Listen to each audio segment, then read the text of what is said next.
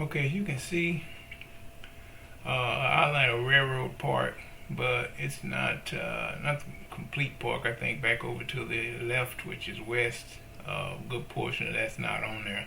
It's a very large, fairly large park, and of course you can see the ponds, 231s. I've got the yellow push pin markers on pond number 2, and then you'll see pond number 3 in a second. Now that pond over to the right, I don't know what that is. That's not Texas Parks and Wildlife, some kind of tank or something. I don't know what that is, but there's water there.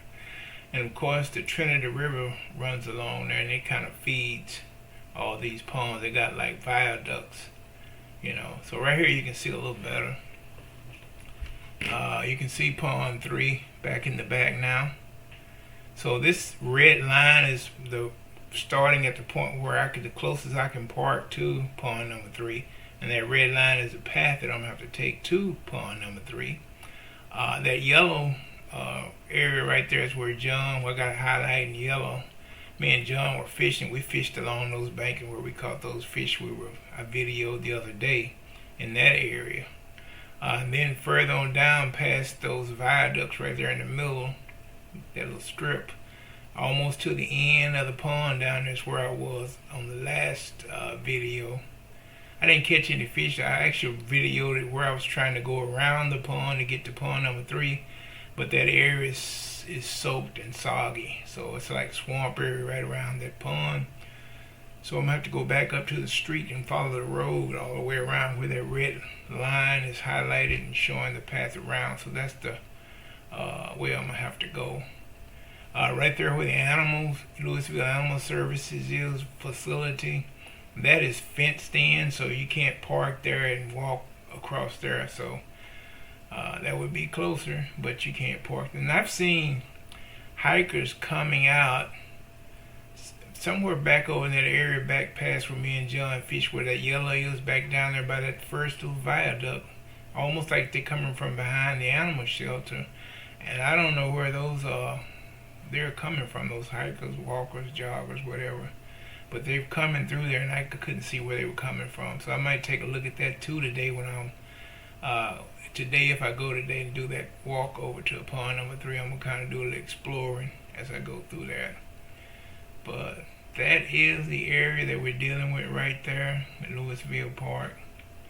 And so hopefully we get to do that today. It's actually supposed to rain tomorrow. Is a 70% chance. Still kind of overcast today, and the wind's supposed to be a little high today, so I don't know if I'm going to get over there today.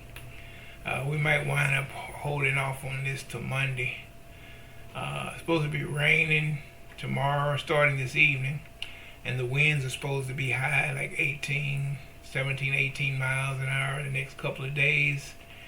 And so it'll probably be Monday before we can get over there, but nevertheless, we are going to get to the infamous pond number 3, and we are going to fish the infamous pond number 3. And there was another photo that I wanted to show you guys, and I don't know where exactly it went to, because I thought it was on here so I could show you. Let me go back a little bit. 3, 2. I guess not. I thought there was. Let me go back a little further.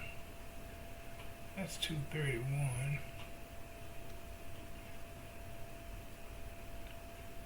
So let's pond 231. I was telling you about guys about all the time I was videoing, and that little purple lavender line running across there is where close parking to pond 231 that I fished, and that's the route I usually take, and I usually fished on that end.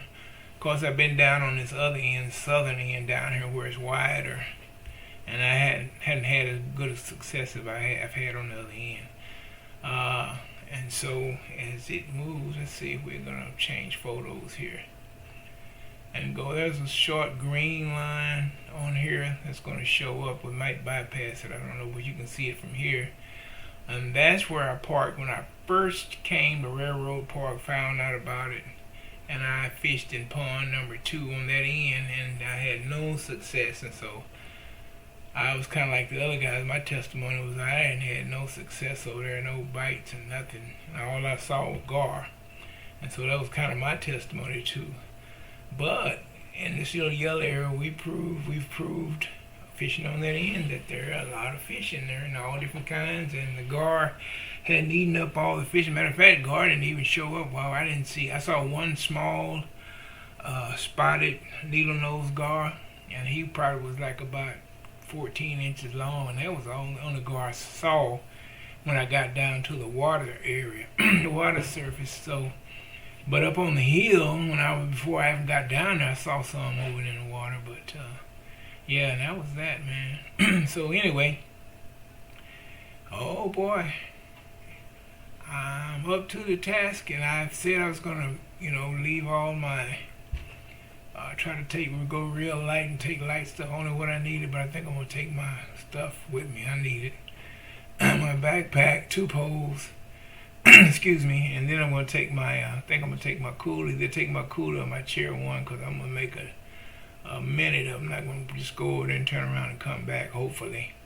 I'm just hoping when I get across that hill that I don't have to walk another 2 or 3 blocks.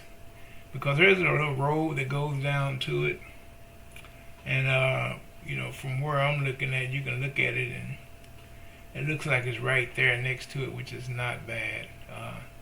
But once you get over there, who knows? And these maps, this is Google Earth, and I noticed that they're not really up to date. A lot of them when they start showing you areas on there, they're not up to date. And so God only knows what's growing up over there. But we're going to find out, and thank you guys for watching. I really appreciate it. All right, later.